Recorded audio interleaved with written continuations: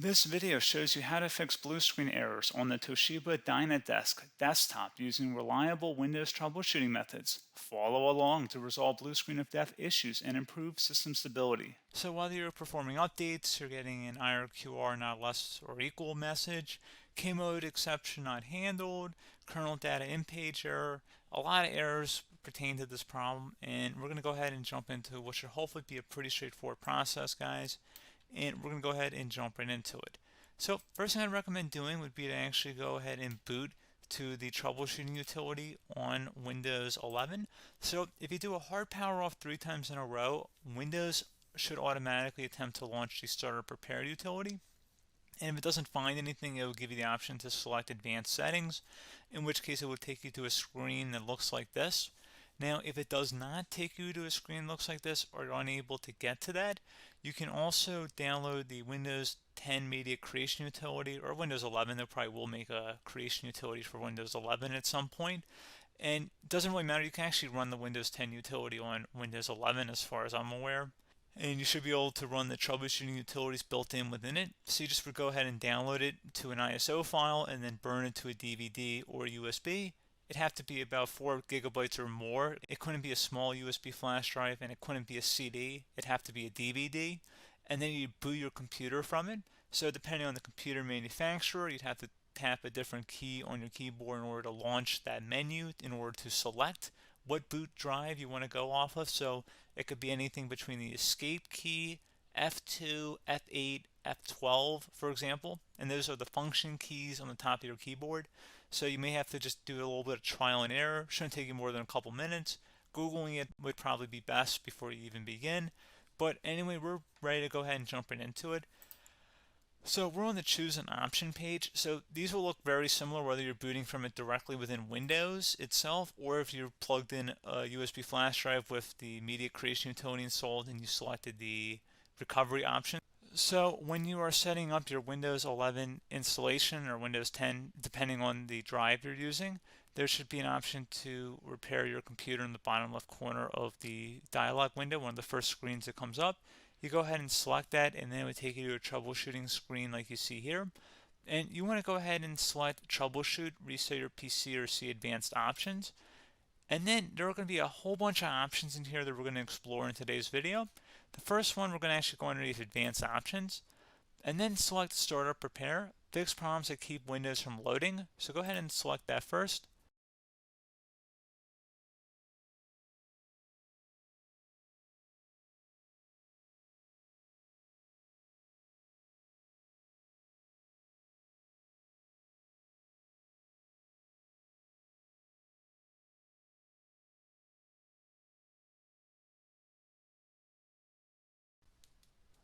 Okay, so you can see it could not repair our PC.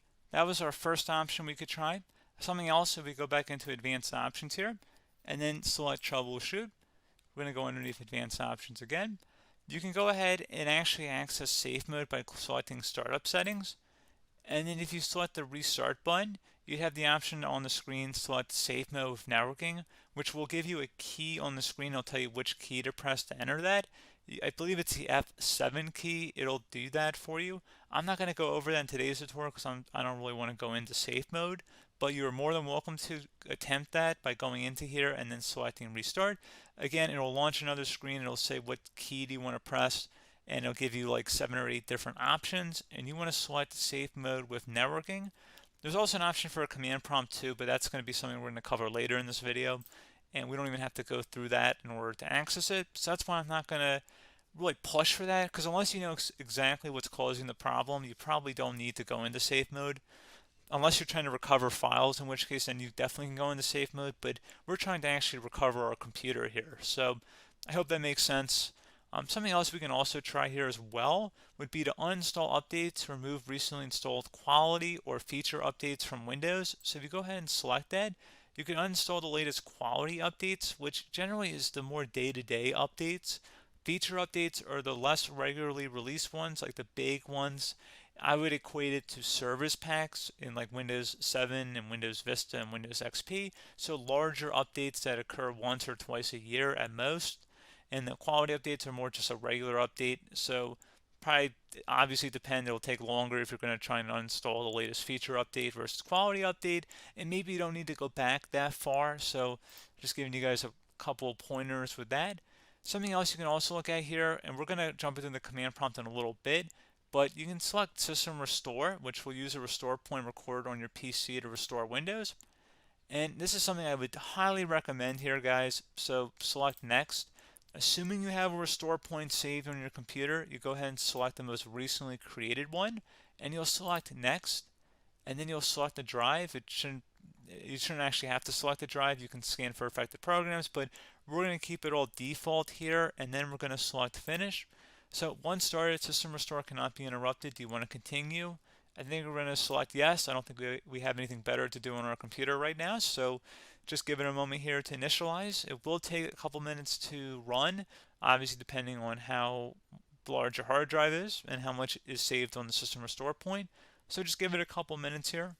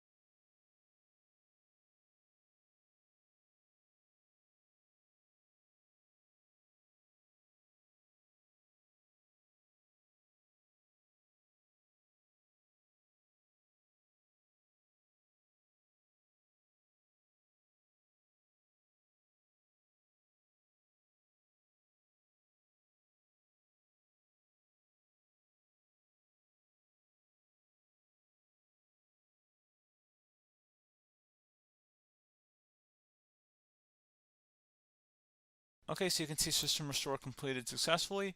The system has been restored. Your documents have not been affected. Click the Restart button to restart your computer. Go ahead and select Restart.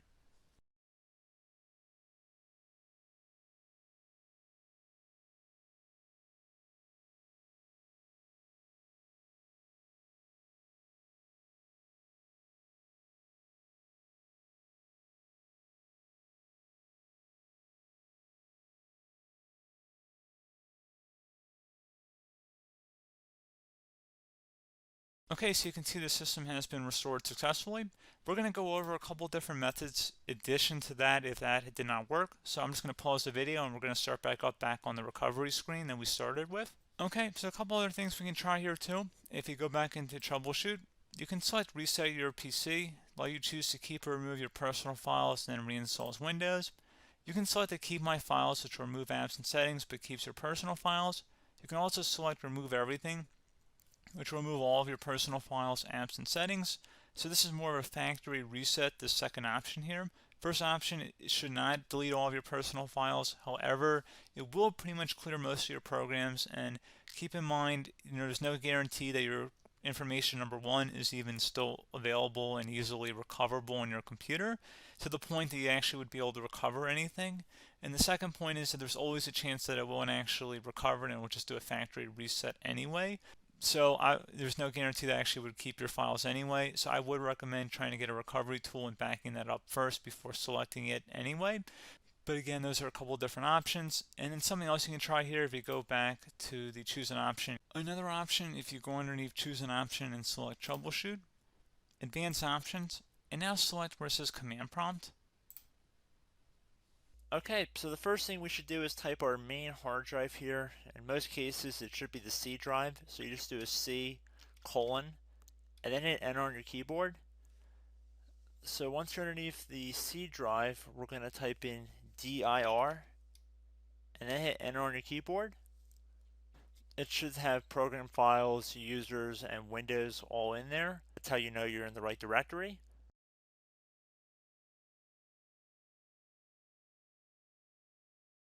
In some cases, it might be the D drive as well, so just keep that in mind.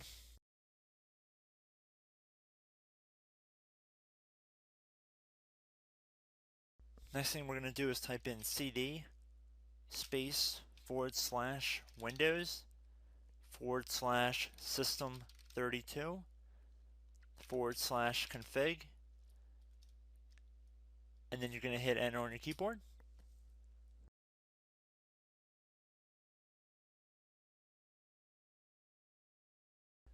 So now you're going to type md space backup. If you've seen other tutorials, it might also say to put down md backup. That's because the backup name is pretty common when you want to back something up. So you can name this whatever you want, doesn't have to be backup. So if you've already made a backup folder in the past, you could do backup 1, for example. So once you're done setting the name you want the backup to be called, hit enter on your keyboard again.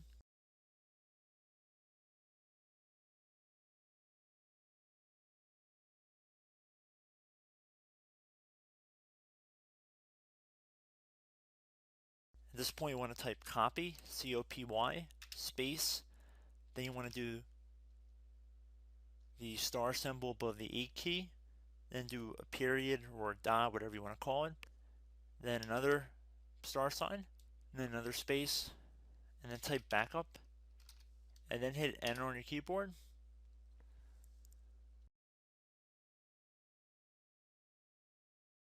Now you want to type cd reg back, R-E-G-B-A-C-K, and then hit enter on your keyboard. So now that we are under the reg back, so now you want to type dir again, and then hit enter.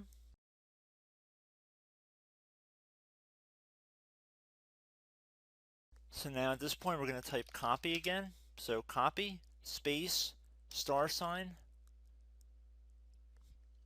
dot, another star sign, space, and then 2 dots. So we're going to type copy, space, star sign, dot, sign, star sign, dot, dot, and then hit enter on your keyboard again. So for overwrite, you want to overwrite all. So type A on your keyboard, so capital A, and then hit enter on your keyboard.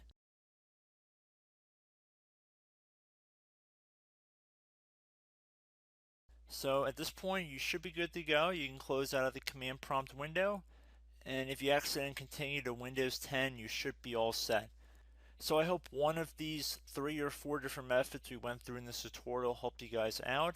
Again, I'm not sure if you guys heard me earlier, but try to go back into your safe mode if possible and uninstall any programs you know might be conflicting with the Windows startup if you can get into safe mode. So just keep that in mind. Something very simple like that could be blocking up everything. So again, I hope this tutorial helped you guys out, and I will catch you in the next tutorial. Goodbye.